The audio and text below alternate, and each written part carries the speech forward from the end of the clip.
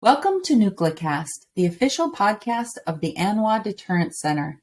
Each week we bring you leading nuclear deterrence experts for a lively discussion on current topics. Our host is Dr. Adam Lowther, Director of Strategic Deterrence Programs at the National Strategic Research Institute. The views of the host and the guests are their own.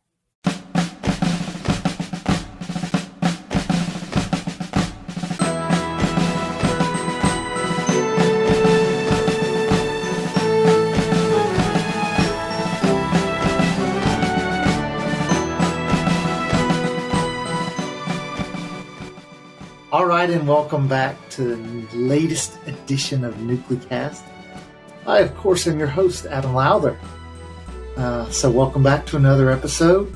Now, NucleCast is brought to you by the ANWA Deterrence Center. Now, you can help us to educate key stakeholders about nuclear modernization and the key strategic issues that the nation faces by liking us or following us on your favorite podcast platform. So please do that. I want to introduce my guest to you today, who is David Trachtenberg, whom I would consider a friend and somebody whom I seek advice from time to time. Now, if you don't know David Trachtenberg, I would encourage you to climb out from under that rock you've been living under, because he's one of the most important people in our community. He, of course, is the Vice President of the National Institute for Public Policy. A few years ago, he was the Deputy Undersecretary of Defense for Policy. And in his previous jobs before that, he's worked in industry. He's a professor now. He's done so many things over the course of his career that he knows quite a bit about the nuclear enterprise. So with that, I want to welcome in Dave Trachtenberg. Well, thank you, Adam. I really appreciate that very gracious introduction. I'm really glad to be here with you today. Looking forward to the discussion. Now, I wanted to also thank Vladimir Putin for giving us lots to talk about. He's been doing quite a bit of that lately. So we were planning on talking about China and Chinese modernization, Chinese strategy. But before we turn to that, I wanted to just talk about Vladimir Putin's most recent threats and get your take on, his threats, because he's made so many lately. And so as you think about them and as you try to process what you think he actually might do, what you think he actually means, how do you read Vladimir Putin's threats? Well, that's really the $64,000 question here is what is Vladimir Putin thinking and what is he going to do? And unfortunately, no one other than Vladimir Putin really knows the answer to that question. The challenge with respect to deterrence and trying to figure out what's necessary to defend against aggressors is it's really not possible for anyone to get into the mind of an opponent. And deterrence is really based on what the other side thinks, not what we think they should think or what we think should deter them, but what they think. And you're absolutely right. Some of the statements that have come out of Vladimir Putin and other Russian officials and Russian commentators of late have been absolutely remarkable in that I would say unprecedented. I don't recall any threats to use nuclear weapons or any threats against the United States and NATO of the kind that have emanated from Russian leaders today. I don't recall any of that, even during the height of the Cold War. This is really new territory, I think, we are in. With respect to the nuclear question, which nowadays seems to be on everyone's mind, will he or won't he actually use nuclear weapons, and if so, how might he do that? Again, I don't think anyone really knows for sure, but I will tell you what worries me is that Putin seems to have laid the predicate for actual nuclear use, should he decide to go down that path. What do I mean by that?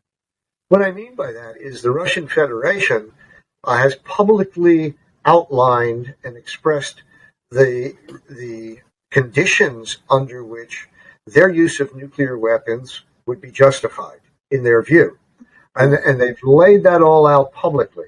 One of those conditions is when the Russian Federation is, say, under attack by conventional weapons, conventional forces, when the very existence of the state is threatened or in jeopardy, the very existence of the Russian Federation.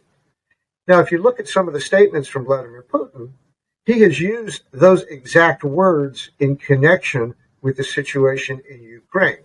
Ukraine, in essence, according to Putin and others, poses an existential threat to the existence of the Russian Federation.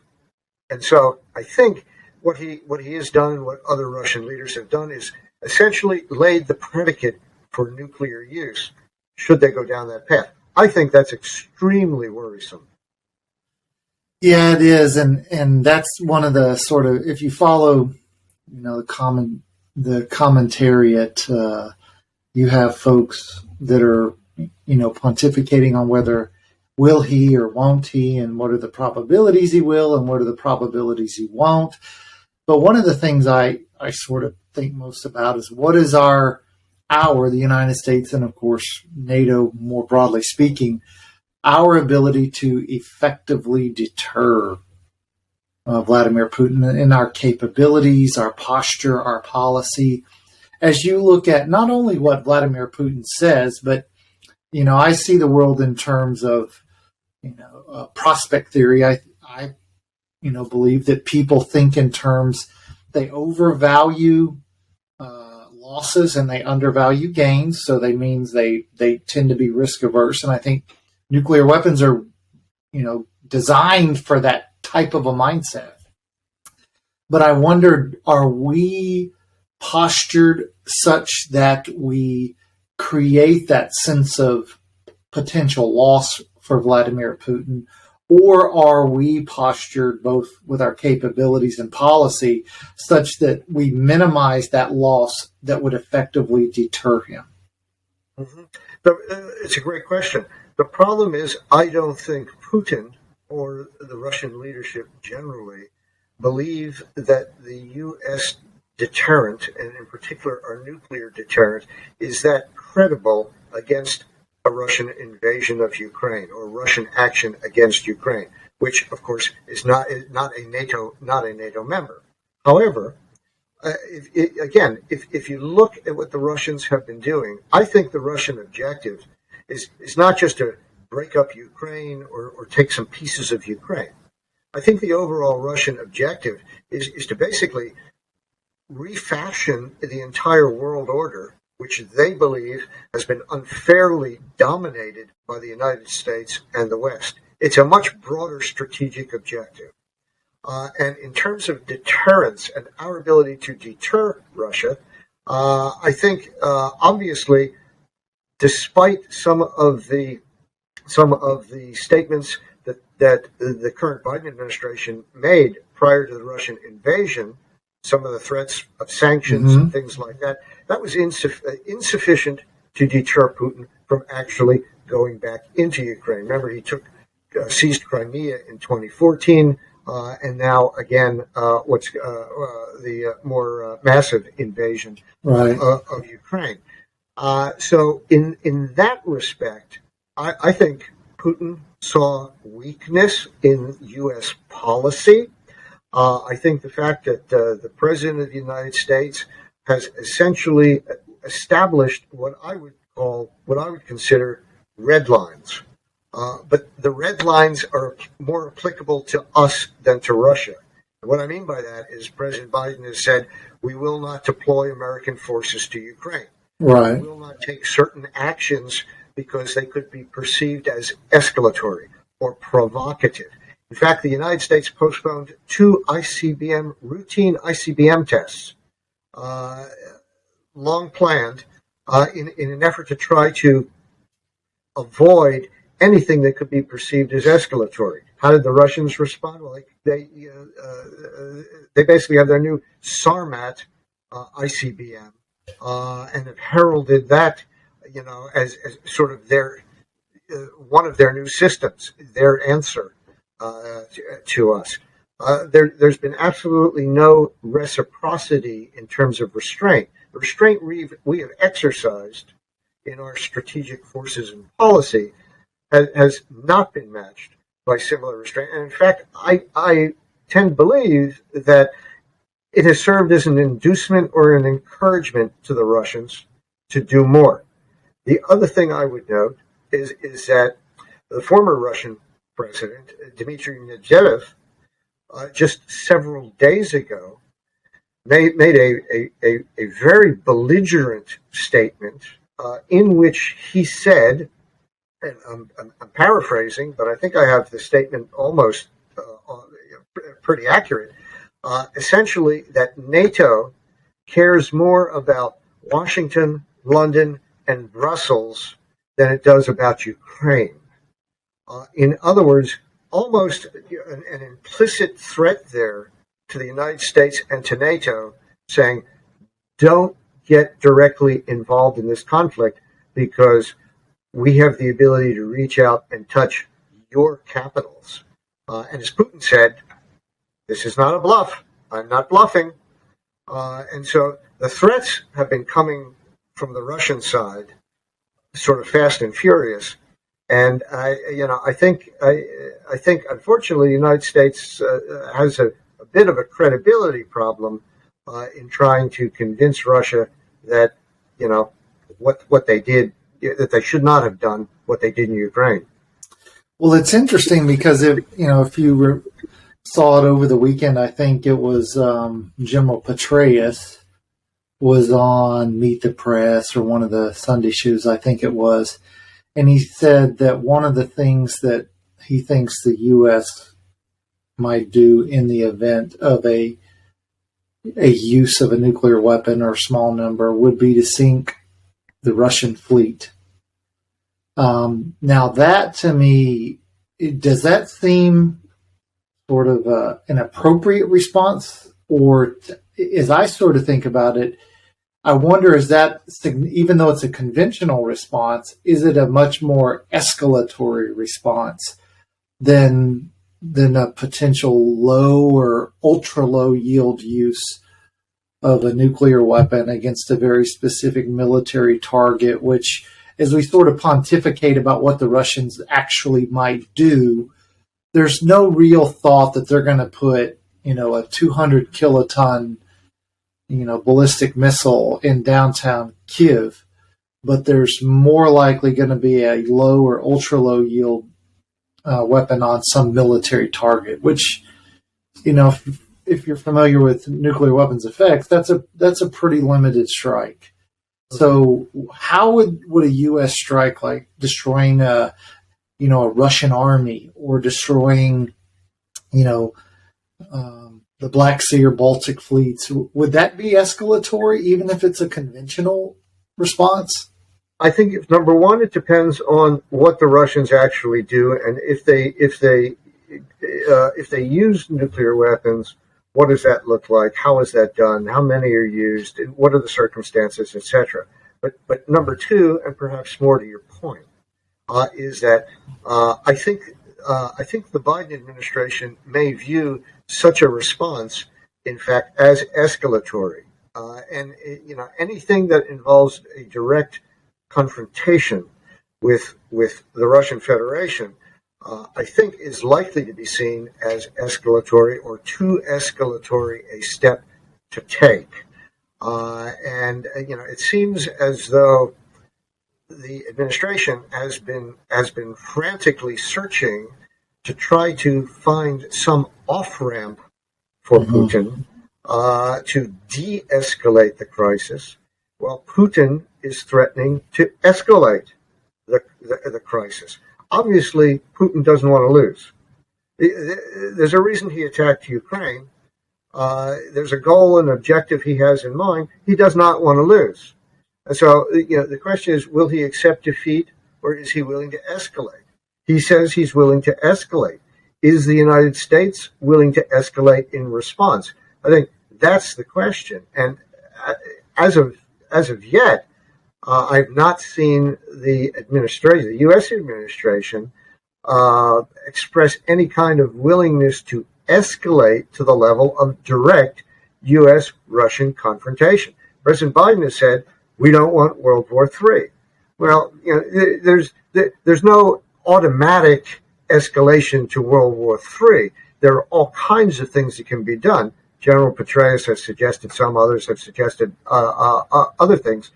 But my sense is that the prior reluctance of this administration to more aggressively challenge Russia has perhaps created an opening for Russia to take the actions it has taken and to actually threaten to do more. That is the discrepancy, I think, that exists in our deterrent posture vis-a-vis Russian actions, and that, I think, is where the danger is.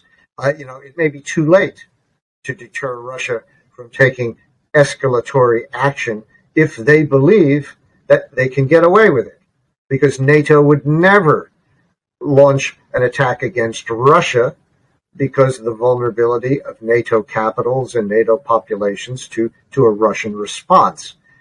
That's a very dangerous position, I think, for the United States and for NATO to be in.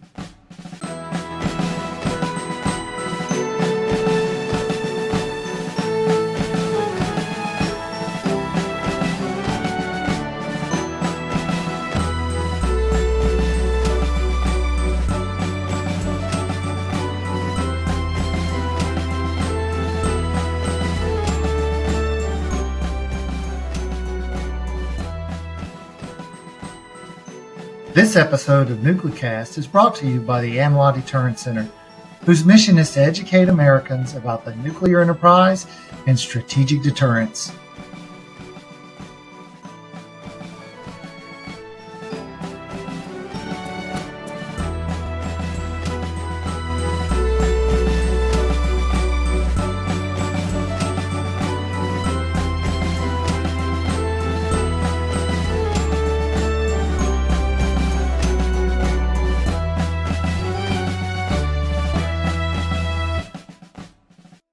Now, one of the things about, so I'm going to put this in a prospect theory context.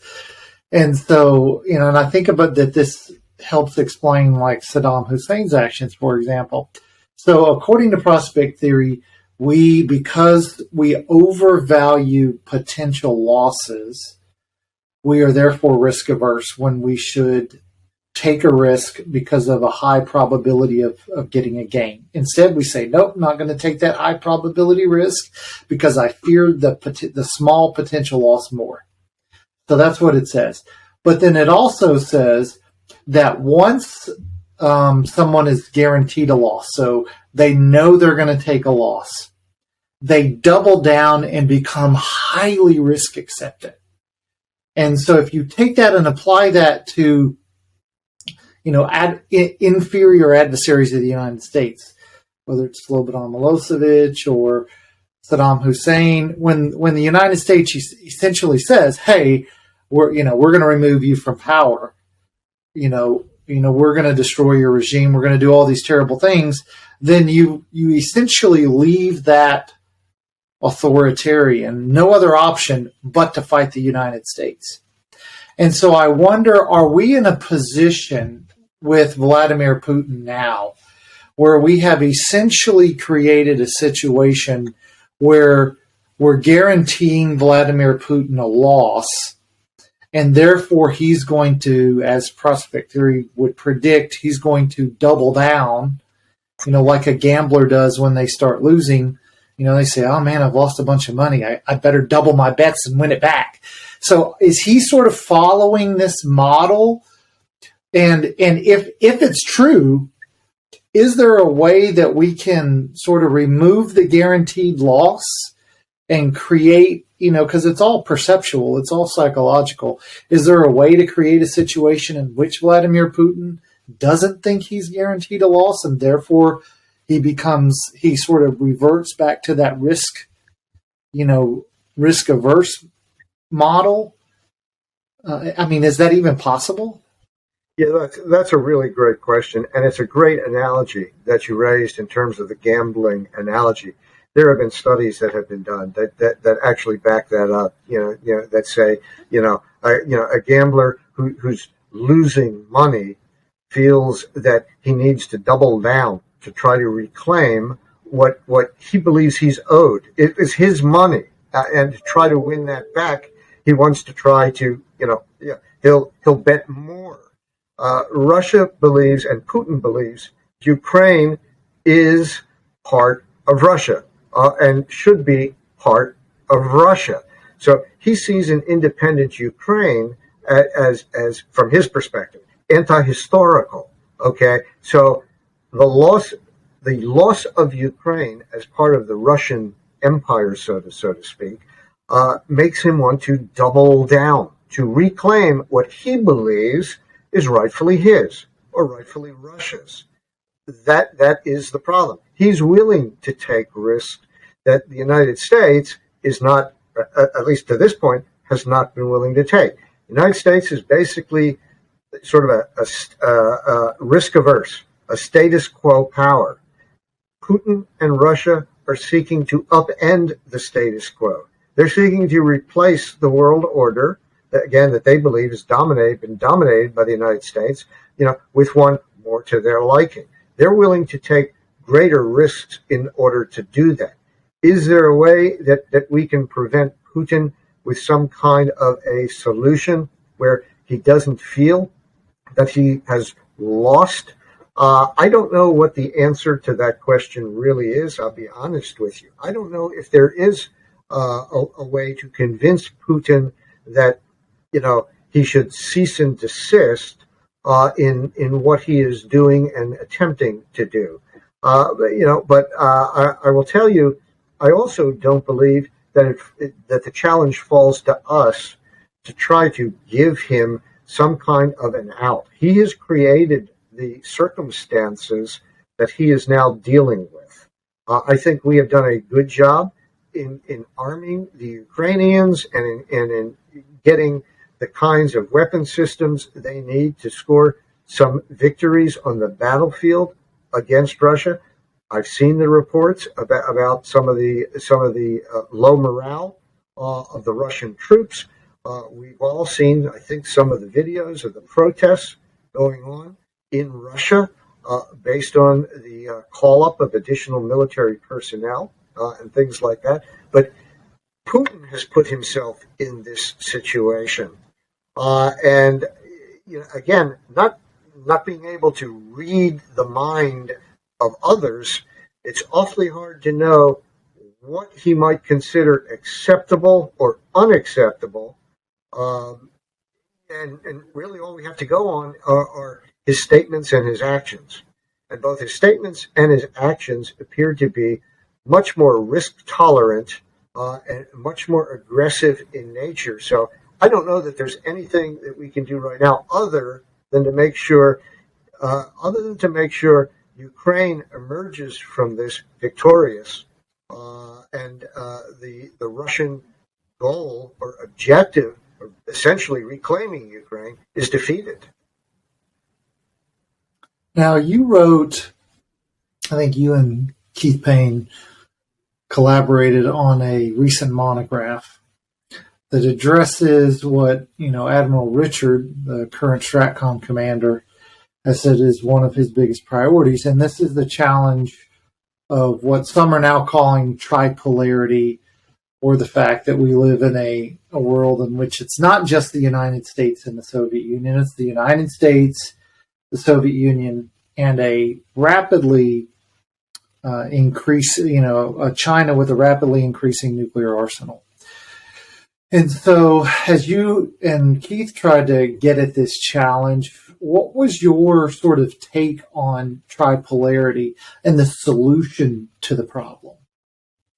Yeah, The issue is much more complex and complicated now than it ever was during the Cold War. During the Cold War, as you know, our primary focus was on the Soviet Union, and then later on Russia. The emergence of China as a sort of a peer nuclear competitor, with what Admiral Richard, the head of Stratcom, has called China's breathtaking buildup in its nuclear potential and its forces, creates different conditions for deterrence to function. What we have argued in our monograph, in our occasional paper, is that the situation today is now much different. We have the United States facing not one, but two, essentially peer nuclear competitors, challengers, both of whom have agendas that are essentially anti-American foreign policy, anti-American national security policy. We have to be able to deter both, and we have to be able to do that simultaneously. What we call out in the paper is that in order to do that, we need some kind of a hedging strategy to guard against several things. Specifically, we need to be able to hedge against the prospect that both Russia and China will collaborate together militarily to advance their goals and objectives at the expense of ours. That is new, a new and different dynamic in the relationship. That means we need to think seriously and perhaps differently about what it is we need to do or how to respond should Russia and China get together. And of course, there is evidence of greater collaboration in the military sphere almost across the board between Russia and China today in their activities, in their exercises, and things like that. Secondly, we need to be able to hedge against the greater uncertainty that exists in our deterrence requirements, because this new overall strategic environment we are in now needs to make us think whether or not the forces and the policies we put in place years ago are still relevant and are still appropriate to the new deterrence equation that we now face with two adversaries and potential adversaries as opposed to one. What does that mean for our deterrence requirements? What does that mean for our force posture? What does that even mean for arms control, if arms control is even possible? And third, I would say, the third thing that the report notes we need to hedge against is we need to hedge against the possible failure of deterrence. We've seen very belligerent, aggressive statements regarding nuclear use, not only from Russia, but from China as well, particularly in a Taiwan context. China has threatened Japan. China has threatened Australia. China has been very outspoken officially, and the Chinese Communist Party also, like Russia and Ukraine, believes Taiwan belongs to the People's Republic of China, and so it is possible that despite our best efforts in this new strategic environment, deterrence may break down. Deterrence may actually fail, and what we argue for is a reconsideration of what we might do in order to account or hedge against that possibility. That may be, for example, greater missile defense capabilities than we currently have. Traditionally, the United States has avoided building missile defenses to defend against the strategic arsenals of either Russia or China. Maybe it's time to rethink that policy in light of contemporary developments. So there are a number of things that I think are worthy of consideration given the new environment. The problem is the force structure we have today, and even the modernization program we have, is based on the forces we had years ago, in fact, decades ago, just simply trying to replace them. In fact, I wouldn't even call it a modernization program. I call it a replacement program. It's basically a one-for-one replacement program when it comes to our strategic triad. So it may be time to rethink our offensive nuclear posture as well as our defensive posture as well, given the new environment. Now, in your monograph, do you discuss sort of any of these, what you might call, the big ticket items, like do we move from, counter force to counter value? Do we need a new arsenal of, tactical or non-strategic nuclear weapons, whatever term you prefer?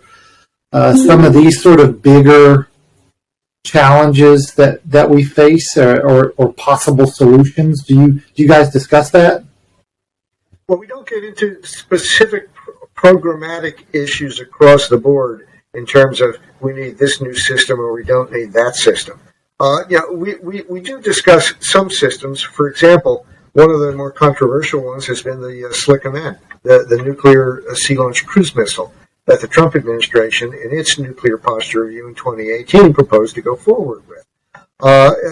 We do think that would make sense, essentially, to close what's been referred to as sort of a deterrence gap, and it would also be helpful in terms of assuring allies that the United States is not going to allow either Russia or China, essentially, to basically control the prospect of escalation in the theater, should push come to shove.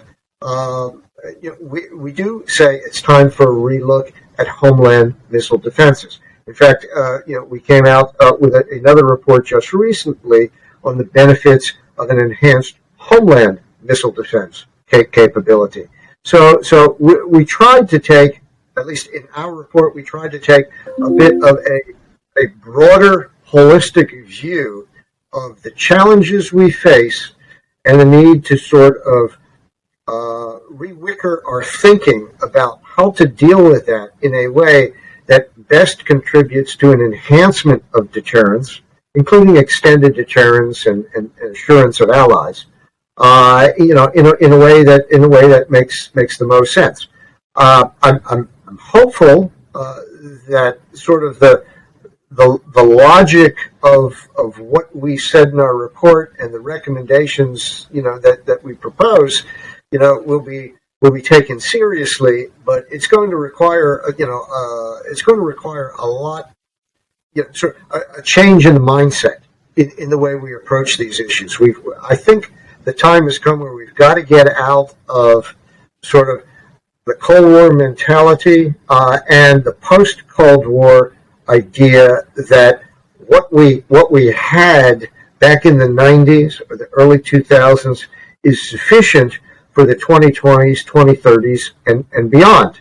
It may be, it may not be, and it may not be for the reasons we outlined in our report.